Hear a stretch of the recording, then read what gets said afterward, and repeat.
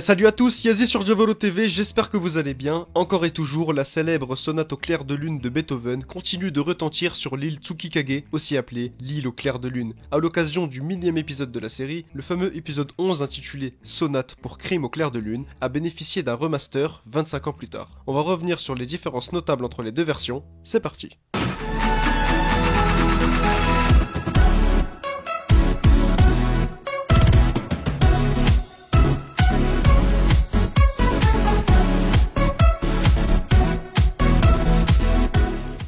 Forcément, premier point, les chara-design de la version 96 sont bien différents de ceux de 2021. Les anciens ont leur charme, et les récents sont beaucoup plus clairs. Sérieusement, regardez le flow de Kogoro actuel, incroyable.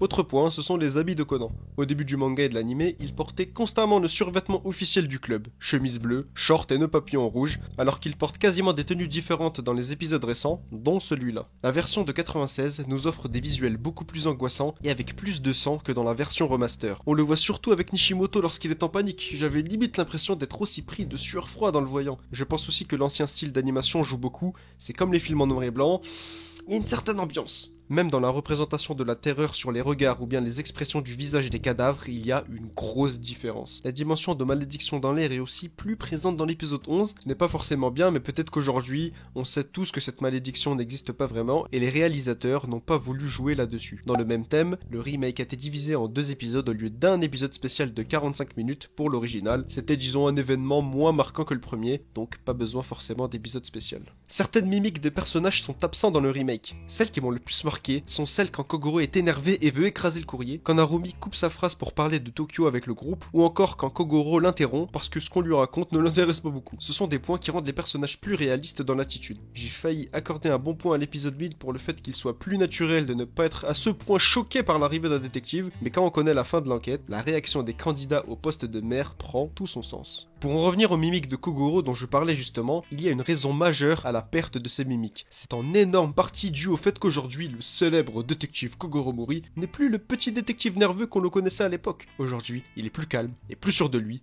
Ça se voit très bien par son attitude et sa posture. Comme dans les derniers épisodes, il est impossible de dénaturer le Kogoro actuel en repassant à l'écran le nerveux d'il y a 25 ans. C'est son développement qui le veut. Mais je vous mens pas que voir Kogoro rire comme ça à gorge déployée me fait toujours autant rire, même si j'apprécie aussi énormément ce Kogoro classe. De même pour Conan, qui pour moi a radicalement changé d'attitude devant les adultes entre les deux versions. Celui de l'épisode 11 fait plus enfant dans l'attitude et les paroles. Oui, il surjoue un petit peu pour paraître crédible, vu qu'il a rapetissé il y a peu de temps, alors que dans le remake, le côté enfant de Conan ne se ressent pas, excepté quelques approbations, ou le très célèbre belle référence de Gosho à Kogoro Akechi, détective fictif inventé par le célèbre Edogawa Rampo. Dans la même dynamique que de ne pas répéter les schémas d'anciens épisodes que l'on connaît tous, dans l'épisode 1000, la vanne est moins redondante car elle n'est pas faite 2 fois. À la place, on a le policier qui ne trouve pas ses mots devant un Kogoro impatient de se faire reconnaître, que je trouve bien plus drôle quand on s'attend une deuxième fois à la blague sur Kogoro Akechi. Bravo les gars. Ce qui m'a sauté aux yeux, ou plutôt frappé au tympan, c'est le fossé entre l'ambiance auditive de l'épisode 11 et le remake. Dans la version 96, la plupart des dialogues et scènes descriptives sont dénués de toute composition musicale en fond. À croire qu'on est dans le studio d'enregistrement avec les comédiens de doublage. On a parfois du mal à sentir ou à entrer dans l'action, ou même savoir comment on doit ressentir la scène actuelle. Ce qui est tout le contraire avec la version 2021, et c'est un point que j'affectionne très particulièrement, écoutez par vous-même. Globalement, je trouve les plans de l'épisode 1000 plus fixes que ceux du 11, mais aussi plus variés. C'est vraiment un double tranchant. Par exemple, je trouve meilleur le plan de la voiture servant à promouvoir le candidat Shimizu. En revanche, dans le remake, on sent vraiment l'ambiance de la période électorale avec les tableaux d'affichage où on voit bien les maires. Concernant la salle du piano, j'avais de très grosses appréhensions quant à la version 2021, mais elle a su me séduire en proposant un visuel orangé qui donne une ambiance particulière.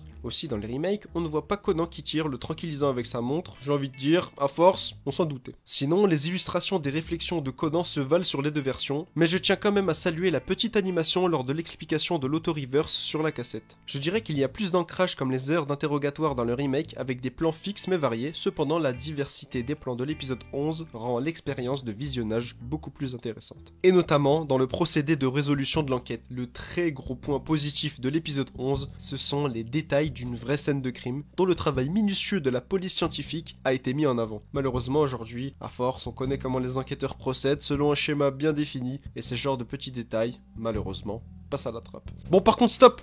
Depuis quand on goûte les éléments sur la scène de crime, Conan? Ok, l'eau de mer, ça va, tu t'en sors bien, mais de la drogue, ça va, tout roule? Dans le remake, il se contente de tâter avec ses doigts, et c'est déjà plus prudent, bon, même s'il aurait pu sentir. Aussi, Conan n'entre pas dans les toilettes dans les remakes, il en est informé avant, c'est pas plus mal pour monter plus vite et suivre l'action, mais c'est moins bien en termes de vérification. De plus, lorsque Conan tombe sur la partition ensanglantée, on voit sur sa tête qu'il comprend la gravité de ce qu'il vient de se passer en même temps que les adultes, vu qu'il est habitué des enquêtes maintenant, et je trouve que c'est beaucoup mieux. Par contre, on laisse l'annonce des indices moins explicites, notamment pour l'annonce du testament, Ishio, et de la drogue avec un...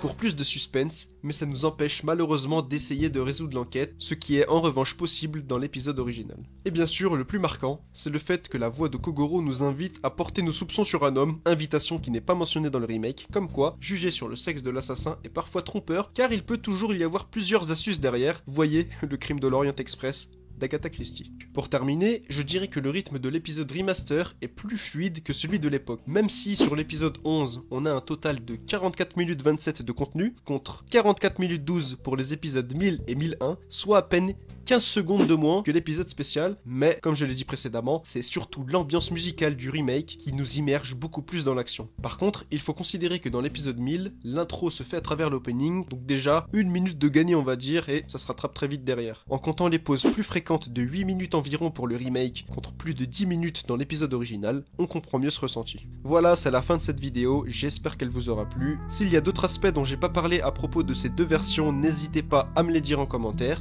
On se dit à la prochaine, pendant ce temps portez-vous bien, ciao!